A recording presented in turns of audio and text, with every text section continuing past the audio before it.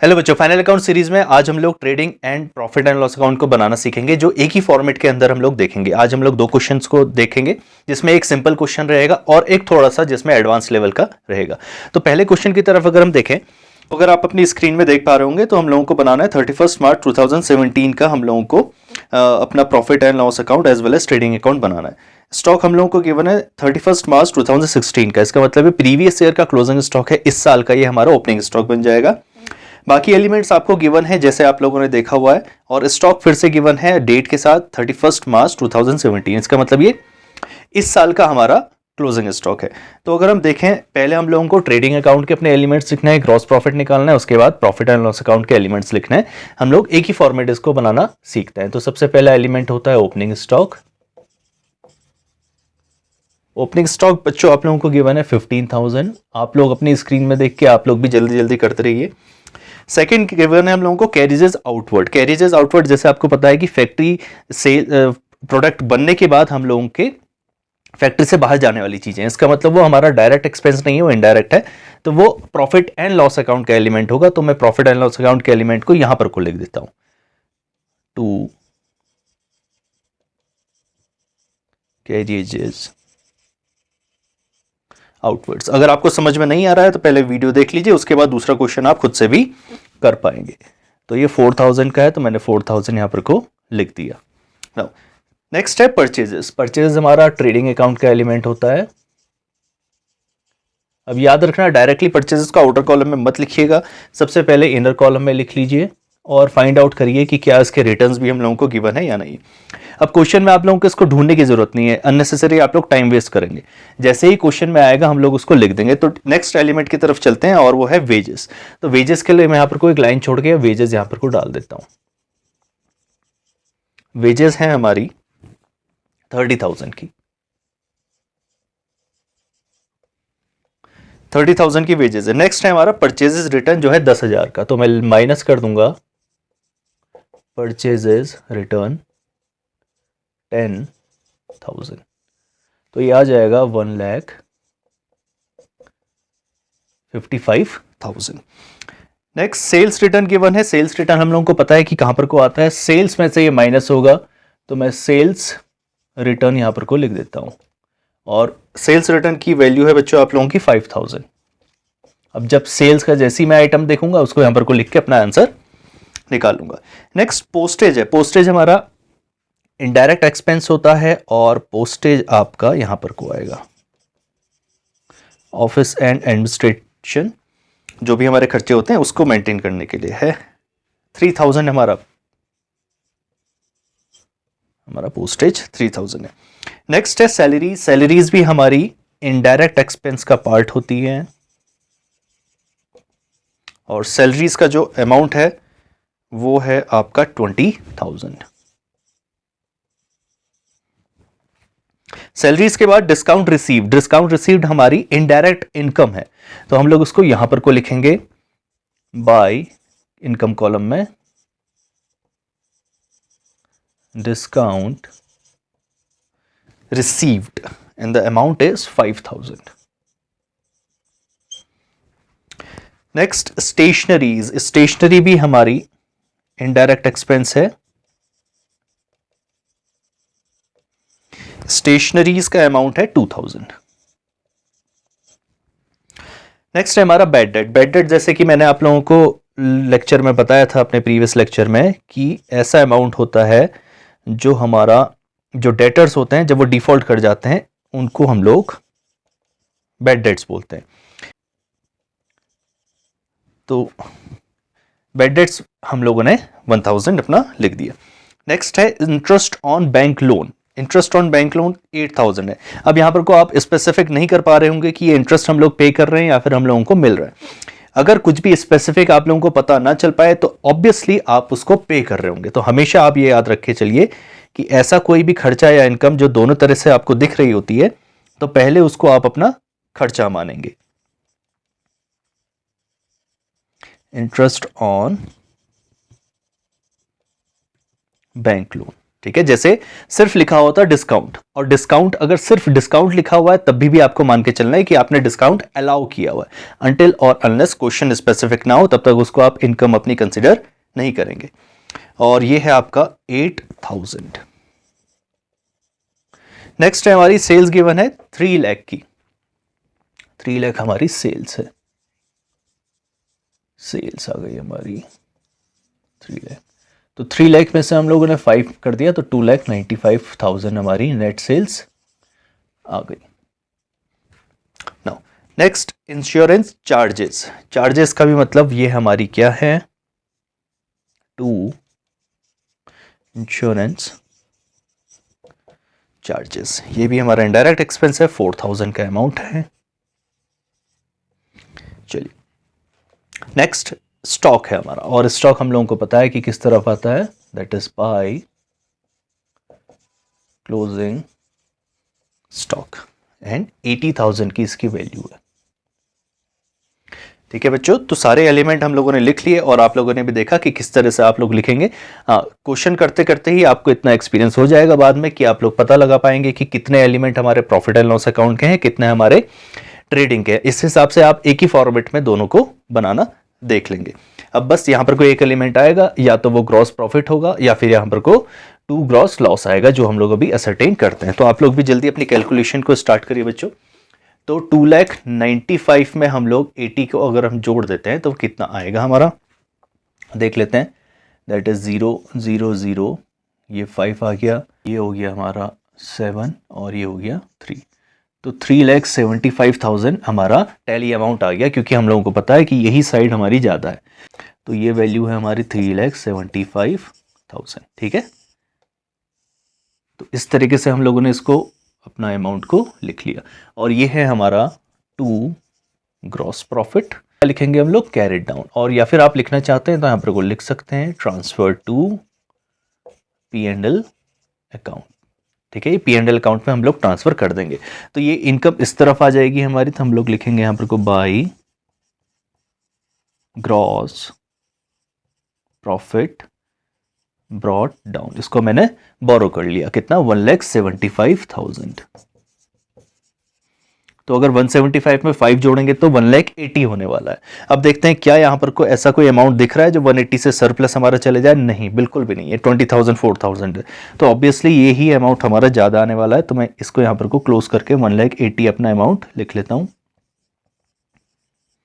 चलो, तो दोनों तरफ हम लोगों ने 180 लिख लिया। अब सिर्फ निकालना है कि डेबिट साइड का कितना टोटल है, और डिफरेंस हम लोगों को नेट प्रॉफिट लिख देना है। तो 20, 24, 27, 27, 31, 31, 33, 34, 34 में 8 जोड़ेंगे तो 42। 42 को हम लोग इसमें से माइनस कर लेते हैं 1,80,000 में से। 1,80,000 में से माइनस करेंगे तो 1,38,000 हमारा आंसर ये आ जाएगा। तो ये क्या अमाउंट है बच्चों हमारा, ये है हमारा टू नेट प्रॉफिट। और बताइए नेट प्रॉफिट कहां ट्रांसफर होता है, that is transfer to capital account, और ये ओनर की कैपिटल को इंक्रीज करेगा। ठीक है, दिस अमाउंट अगर मैं इसको हाईलाइट कर दूं आपका, वैसे क्वेश्चन में आपको करके आना नहीं है, मैं सिर्फ यहां पर को दिखा दे रहा हूं आपको, 1,38,000। तो आप इसको जल्दी से नोट कर सकते हैं। तो बच्चों जल्दी से देखते हैं सेकंड क्वेश्चन क्या है हमारा। और इस बार जो हमारा ट्रायल बैलेंस गिवन है वो अच्छी तरह गिवन है कि डेबिट एक तरफ है और क्रेडिट आइटम्स एक तरफ है, तो आपको आइडेंटिफाई करने में भी आसानी रहेगी। क्लोजिंग स्टॉक बाहर हम लोगों को वैल्यूड करके गिवन है। अब अगर आप लोगों को ये समझने में परेशानी हो रही है कि कौन सा एलिमेंट किस में आएगा, तो आप अपनी प्रीवियस लेक्चर में यहाँ पर को प्लेलिस्ट में जाइए और प्रीवियस लेक्चर को रेफर करिए, जिसमें मैंने आप लोगों को काफी डिटेल में बताया elements of trading and elements of profit and loss account. तो वहां पर को पहले आप उस लेक्चर को देखिए, फिर आप इस क्वेश्चन को करिएगा। तो काफ़ी चीज़ें गिवन है, तो करना शुरू करते हैं। जैसे कि हम लोग जिस भी तरीके से क्वेश्चन का फॉर्मेट है, टाइम वेस्ट नहीं करेंगे। पहला आइटम जो गिवन होगा हम लोग डायरेक्टली वहीं पर से उसको पोस्ट करना शुरू करेंगे। तो परचेजेस जैसे हम लोगों को पता है ट्रेडिंग अकाउंट का एलिमेंट होता है, और ओपनिंग स्टॉक के बाद नेक्स्ट परचेजेस है। तो यहाँ पर को परचेजेस लिख लेता हूँ। परचेजेस हम लोगों को गिवन है 5,40,000 की। अब मैं इसको इनर कॉलम में ही लिखूंगा कि कहीं ना कहीं इसका नेट परचेजेस भी हम लोगों को फाइंड आउट करना पड़ेगा, जो रिटर्न माइनस करके होगा। सेकेंड है salary and wages. Now salary and wages अगर कंबाइंड करके क्लब करके दिया हुआ, इसका मतलब ये ऐसा है कि ऑफिस में सैलरीज जो हमारा पर्सनल को हम लोग जो भी रेम्यूनरेशन देते हैं वो सैलरीज में आती है। लेकिन कभी कभी होता है कि ऑफिस के अंदर कुछ ऐसा स्टाफ भी होता है जिसको वेजेस प्रोवाइड करी जाती हैं, तो वो सैलरी एंड वेजेस, इसका मतलब मोस्ट ऑफ द पार्ट हम लोग सैलरी पे कर रहे हैं और कुछ पर्सन को हम लोग वेजेस पार्ट कर रहे हैं। तो ये हमारा प्रॉफिट एंड लॉस अकाउंट का एलिमेंट है 3,50,000। तो यहां पर को हम लोग लिख लेंगे सैलरीज एंड इस तो अमाउंट है 3,50,000। और सिमिलरली अगर वेजेस एंड सैलरीज गिवन होता है, इसका मतलब वेजेस तो हमारे फैक्ट्री में ही जाती हैं, तो फैक्ट्री में हमारे नॉर्मल वेजेस जा रही हैं और वो जो सैलरी हम लोग पे कर रहे हैं वो सुपरवाइजर को या फिर सुपरवाइजरी उसकी सर्विस के लिए हम लोग उसको सैलरी पे कर रहे हैं फैक्ट्री के अंदर ही। नेक्स्ट ऑफिस एक्सपेंसेस हम लोगों को गिवन है और ऑफिस एक्सपेंसेस तो आपको पता है कि ये हमारा P&L में ही आएगा। तो ऑफिस एक्सपेंसेस, ठीक है, दैट इज 4,000 हमारा इधर आ गया। नेक्स्ट बच्चों गिवन है ट्रेडिंग एक्सपेंसेस, और ट्रेडिंग एक्सपेंसेस जैसे आपके टीचर ने भी आपको बताया होगा और आपने बुक में भी देखा होगा कि ट्रेडिंग एक्सपेंसेस हमेशा आपके P&L में आते हैं।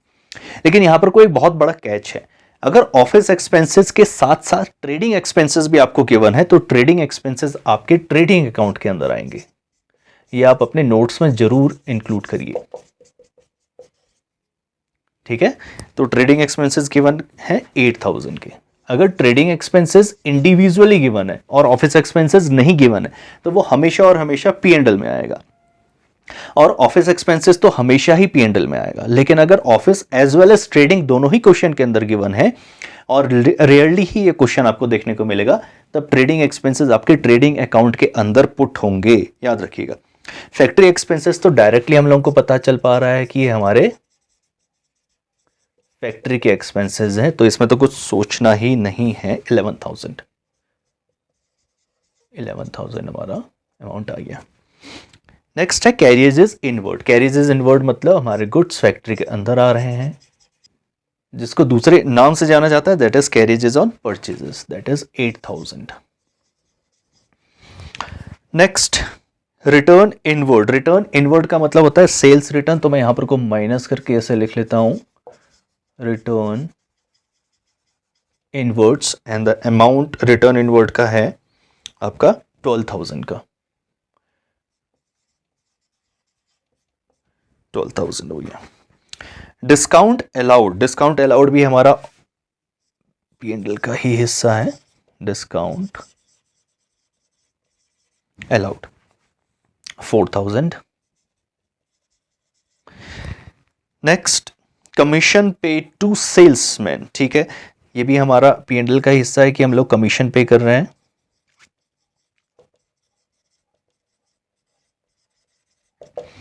कमीशन पे टू सेल्समैन 2,000, क्योंकि कहीं ना कहीं सामान को बेचने के लिए हम लोग उसको कमीशन पे कर रहे हैं। स्टॉक हम लोगों को गिवन है डेट के साथ, इसका मतलब ये हमारा ओपनिंग स्टॉक है 1 अप्रैल 2016 का, तो इस तरह आ जाएगा टू ओपनिंग स्टॉक, और ओपनिंग स्टॉक है 60,000 की वैल्यू। ओके 60,000 के बाद है बच्चों इनकम टैक्स। अब याद रखिएगा मैंने बोला था कि इनकम टैक्स हमारा कैसा टैक्स होता है, जो हमारी पर्सनल इनकम के ऊपर होता है। इसका मतलब है ओनर का पर्सनल खर्चा है जो उसने अपने ऑफिस से ही पे किया हुआ है। तो ये इनकम टैक्स जो है ये हमारा P&L का हिस्सा नहीं बनेगा, ये उसकी कैपिटल से डिडक्ट होगा, ये याद रखिए। Cash in hand. Cash in hand का मतलब ये हमारी करंट एसेट है, it is a liquid asset, तो ये हमारा P&L का भी हिस्सा नहीं बनेगा, ये सब बैलेंस शीट के आइटम्स है। नाउ सेल्स हम लोगों को गिवन है 10,40,000 की, तो यहां पर को हम लोग लिख लेते हैं सेल्स, दैट इज 10,40,000, और 40,000 में से अगर चला गया तो कितना बचा, 10,28,000, ये हमारी नेट सेल्स आ गई। Return outward. रिटर्न आउटवर्ड का मतलब क्या है, ये हमारे परचेज रिटर्न है, रिटर्न आउटवर्ड्स, ठीक है। और ये वैल्यू कितनी है रिटर्न आउटवर्ड की, हमारी 12,000 की, तो ये भी आ गया हमारा 5,28,000 का। Discount received. डिस्काउंट रिसीव्ड हमारी इनकम होती है, लेकिन ये इनडायरेक्ट इनकम है, तो हम लोग लिखेंगे बाय डिस्काउंट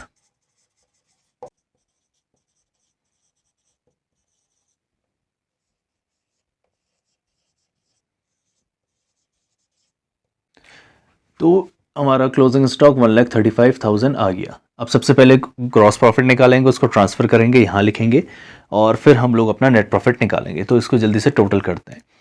1028 135 को अगर हम लोग टैली करना शुरू कर दें तो इसको लाइन खींच के यहाँ पर को बना लेते हैं। चलिए, तो ये आ गया आपका 000 और ये हो गया 85361 लाख, तो 11,63,000 तो हमारा टैली अमाउंट आ गया जो क्रेडिट साइड का है। अब डेबिट साइड के टोटल को हम लोग करते हैं और फिर डिफरेंस अमाउंट निकाल के ग्रॉस प्रॉफिट निकालेंगे। दैट इज 6,15,000 आएगा। 6,15,000 देख लेते हैं। 528 एंड 87 को हम लोग जोड़ देते हैं, 5 हो गया, यस 6,15,000 आ गया। तो 6,15,000 को 1163 से हम लोग माइनस कर देंगे। 6,15,000 000 ये 13 हो गया, 13 में से ये तो चला गया 8 हो गया, ये हो गया 5, ये हो गया 4 और यहाँ पर से आ गया हमारा 5। तो 5,48,000 हमारा ग्रॉस प्रॉफिट आ रहा है। That is 5,48,000। क्या लिखते हैं हम लोग? To gross profit carried down, जो कहाँ ट्रांसफर हो जाएगा? हमारा P&L अकाउंट में ट्रांसफर हो जाएगा। तो हम लोग लिखेंगे बाय ग्रॉस प्रॉफिट, इसको हम लोग लिखेंगे बोरोड डाउन क्योंकि हम लोगों ने इसको यहाँ से बोरो किया है। That is 5,48,000। चलिए, अब इस तरफ का टोटल करते हैं। 5,48,000 में से हम लोग इस सबको माइनस करते हैं और फिर आप लोग कैलकुलेशन करते हैं आगे जल्दी से। तो यहाँ पर को हो गया कितना जोड़ना है? 9 जोड़ना है, तो 48 में 9 जोड़ेंगे तो कितना आ जाएगा? 57। तो ये तो आ रहा है भाई 5,57,000। ठीक है, 5,57,000। अब इस तरफ का टोटल करते हैं, कितना है? 4,4,428, तो 3,60,000 हो गया। तो 557 में से 3,60,000 को माइनस करेंगे, कितना आ गया? ये हो गया 9, ये हो गया 41, तो 197 हमारा आंसर आ रहा है। तो ये कितना आ गया? 1,97,000। ये क्या है हमारा?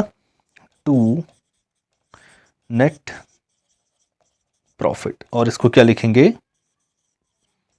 Transfer to capital account. ठीक है, आप इसको नोट डाउन करिए बच्चों, फिर मैं दिखाता हूं कि वो जो 3 आइटम थे हमारे, उस लोगों को कैसे हम लोग डील कर सकते हैं। हाँ, तो ये आप लोगों ने नोट डाउन किया, ये हमारा आ गया 1,97,000 का नेट प्रॉफिट, और नेट प्रॉफिट हमेशा कैपिटल में जाके ऐड होगा। तो अगर यहाँ पर को कैलकुलेशन, वैसे तो क्वेश्चन ने बोला नहीं है लेकिन फिर भी समझाने के लिए मैं आपको दिखा देता हूँ कि ये है हमारी कैपिटल 1,78,000 की। इसमें हम लोग अपना नेट प्रॉफिट जोड़ेंगे।